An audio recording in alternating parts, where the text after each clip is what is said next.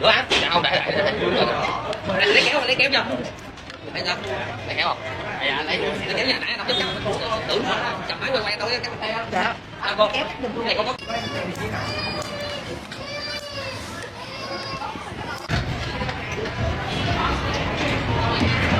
Quá to cái chợ.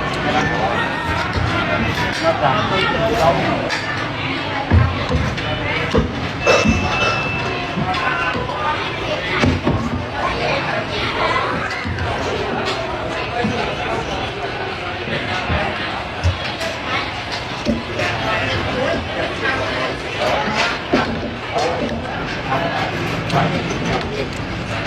Thank you.